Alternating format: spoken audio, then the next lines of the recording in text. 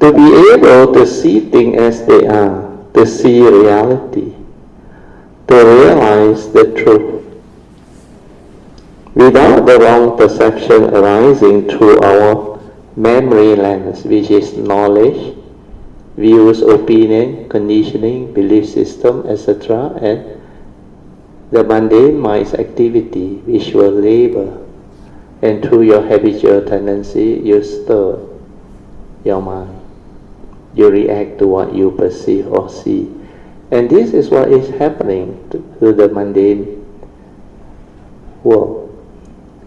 Most people live life via mundane seeing, mundane activity. They never develop sati awareness to enable them to see things as they are. So without the silent mind, the inner awareness nature, you cannot see things as they are. You cannot awaken. Because you cannot realize the truth, which is the reality of what is going on in life. When you are silently observing without thought, without the ego, the personality, without words, without views, opinion, condition, just that pure nature. And that direct seeing can allow you to see things as they are and awaken. Through that you can insight into phenomena, insight into the three universal characteristics of nature, anicca, dukkha. Then you suddenly realize everything within the phenomenal world of consciousness has this universal characteristic.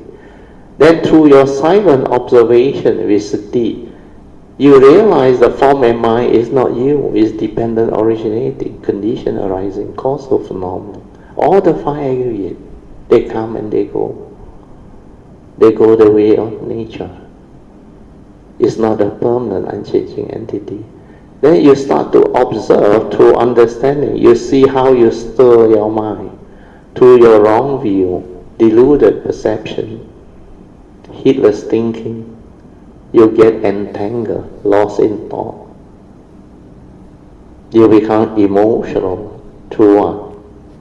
Through your wrong view, wrong understanding. You cannot see things as they are.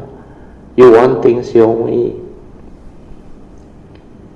And you see things through your conditioned thinking, which is full of delusion, the avijja, the sakayati. That's why the egoic mind will surface. And once you believe you exist, the form and mind is you, this egoic mind or atta will create the personality, the entity. Then the I become very strong. The I, the me.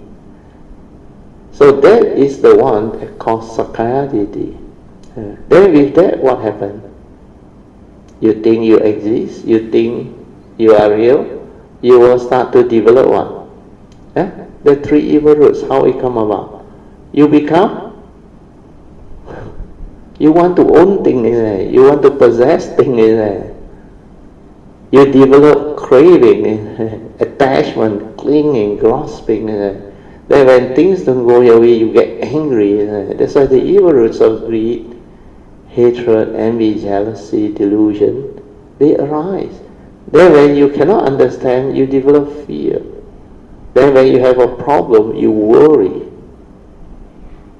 That's why the fear, worry, anxiety, sorrow, and lamentation, these are all manifestations from the sakayati, the ego, that trigger of the evil roots of greed, hatred, and delusion. And that is how living beings become evil, selfish, full of craving, possessive.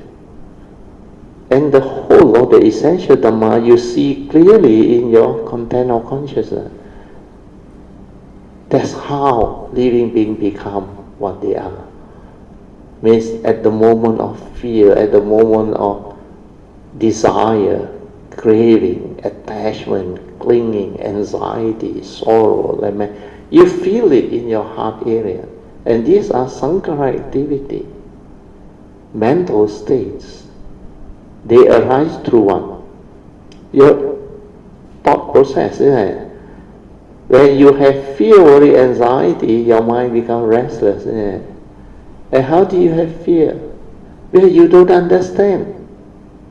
And you go and project your thought, develop the unnecessary fear. It haven't happened yet.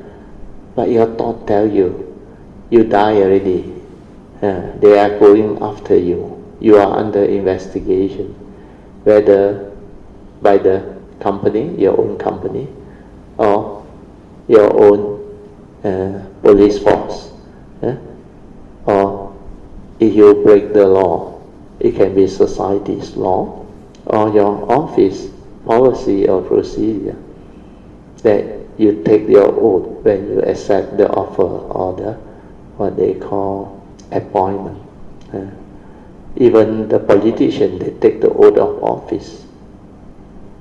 So all this, when you violate them, you are subject to all this society's law. That's why when they come after you, you develop all the fear, worry, anxiety, sorrow and lamentation.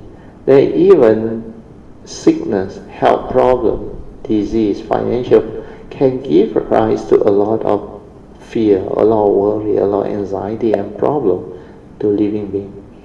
So the whole of the Buddhist teaching, they are so complete and so beautiful when you understand. Just the word seeing things as they are can give you the understanding to break free from all this entanglement. Before you know this, what do? You continue with the mundane way of doing things, understand? That triangle there. You stop to the right side. You still think this is life, this is beautiful. Especially initially you work very hard and you are successful. Or you are the full time, you inherit from your parents or whoever. Then later on, as you continue, the reality of the first noble truth, the eight reality, starts to manifest. Then you get yourself entangled. And you cannot handle. Then karmic coming. The karmic process. So all these understanding are in the teaching. That's why you have the three right view: karma niyama, chitta niyama, law of karma, law of mind, then law of truth. The law of truth covers a lot of things. All of the essential teaching, the Dharma that the Buddha has taught us. All the Dhammapada verses, these are true. And this is what the teaching is all about. When you understand the teaching, you understand truth. When you understand truth, you understand life. That's why the only way to understand truth is to learn to see things as they are, to insight into phenomena, to awaken, to develop the silent mind, inner awareness, to observe, understand, then reflect, contemplate, and stabilize all this understanding so that it becomes a part of your nature. When the wisdom is connected, then you become different. Okay?